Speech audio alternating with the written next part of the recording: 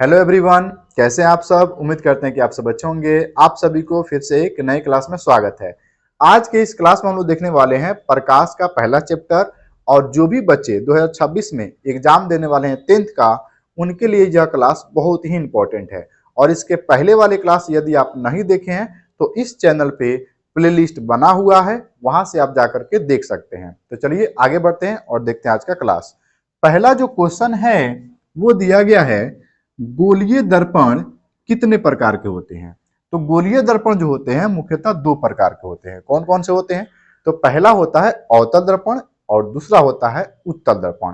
तो लिखेंगे यहाँ पे डिफिनेशन में, गोलीय दर्पण मुख्यतः दो प्रकार के होते हैं। पहला अवतल दर्पण और दूसरा होता है उत्तल दर्पण। ठीक है, अब अवतल दर्पण किसे कहते हैं? तो लिखेंगे डिफिनेशन में यहां पर, वैसा दर्पण जिसका परावर्तक सतह अंदर की ओर मुड़ी होती है तो उसे अवतल दर्पण कहा जाता है। जैसे कि एक दर्पण यहाँ पे लिया गया है जिसको बाहर से पेंट किया गया है, और एस और टी लिखने का मतलब होता है कि यह एक दर्पण है। और कौन सा दर्पण है जी? तो अवतल दर्पण है। ठीक है, आगे बढ़ते हैं, 2 नंबर देखते हैं। उत्तल दर्पण किसे कहते हैं? उत्तल दर्पण क्या होता है? तो लिखेंगे डिफिनेशन में, वैसा दर्पण जिसका परावर्तक सतह बाहर की ओर उभरी होती है तो उसे उत्तल दर्पण कहा जाता है।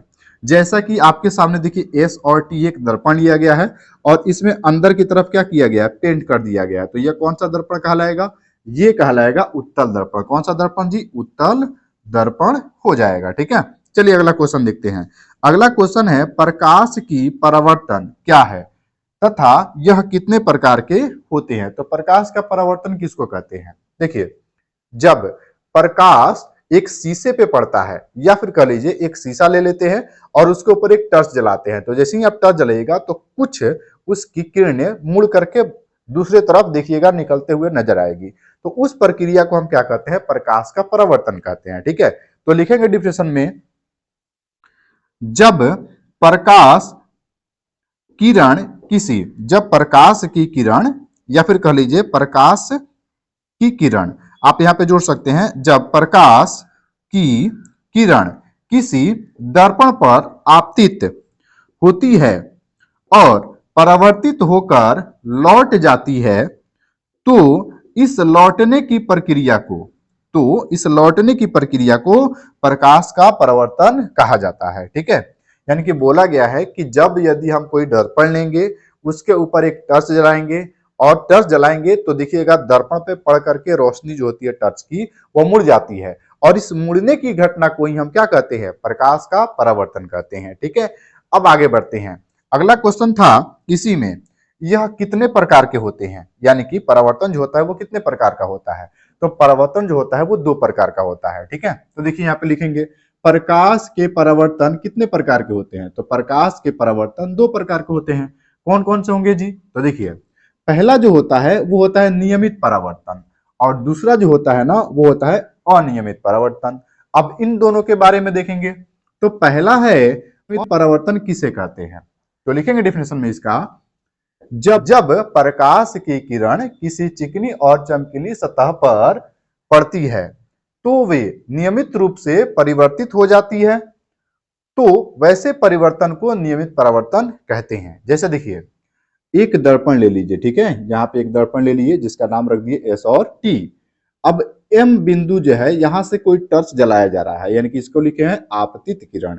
टर्च यहां से जलाएं और इसका प्रकाश जो है दर्पण पे वो बिंदु पे पड़ा और यहां से मुड़ करके यह परिवर्तित यहाँ पे हो गया, तो इसको हम नाम दे दिए हैं परिवर्तित किरण। ठीक है, तो जब किसी दर्पण पे आपतित किरण परिवर्तित हो जाती है उसी को हम क्या कहते हैं? नियमित परावर्तन कहते हैं। ठीक है, जिसमें 2 कोण बनेगा। जब हम इसमें एक अभिलंब डालेंगे, जैसे यहाँ पे अभिलंब यह डाल दिए तो 2 कोण बनेगा, एक बनेगा कोण आई और एक बनेगा कोण आर। ठीक है, तो इसको हम क्या कहते हैं? इसको कहते हैं नियमित परावर्तन। ठीक है, चलिए आगे बढ़ते हैं। 2 नंबर क्वेश्चन देखते हैं। 2 नंबर क्वेश्चन है, अनियमित परावर्तन किसे कहते हैं। देखिए, अनियमित परावर्तन क्या होता है?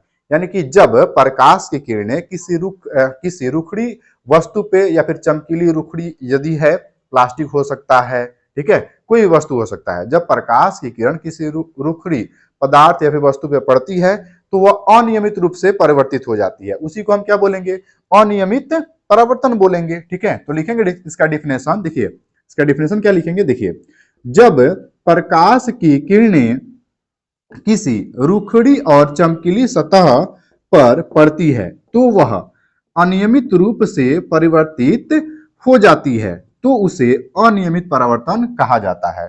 जैसे तो आप एक छोटे से एग्जांपल ले लीजिए, कोई पन्निक ले लीजिए जो हार्ड हो, थोड़ा सा हार्ड हो, उसको आप एक जगह सीमेंट दीजिए, फिर उसको सीधा कीजिए और सीधा करने के बाद उसके ऊपर एक टर्च जलाइए। जैसे ही आप उसके ऊपर टर्च जलाएंगे तो आपको ये देखने को महसूस होगा या फिर आप देख सकते हैं कि जो पन्नी के ऊपर लाइट पड़ रहा है वो चारों तरफ फैल जाएगा, ठीक है, कोई इधर जाएगा कोई उधर जाएगा, उसी को हम क्या कहते हैं, अनियमित परावर्तन कहते हैं। जैसे कि हमारे पास भी एक पन्निक था जिसको हमने क्या किया, पहले उसको मोड़ा और उसके बाद फिर से सीधा किया, तो कुछ इस टाइप से है। और जब इसके ऊपर हम लोग प्रकाश डालेंगे तो देखिए यहां से प्रकाश आएगा, इधर मुड़ना शुरू हो जाएगा, इधर से प्रकाश आ जाएगा, इधर भागना शुरू हो जाएगा।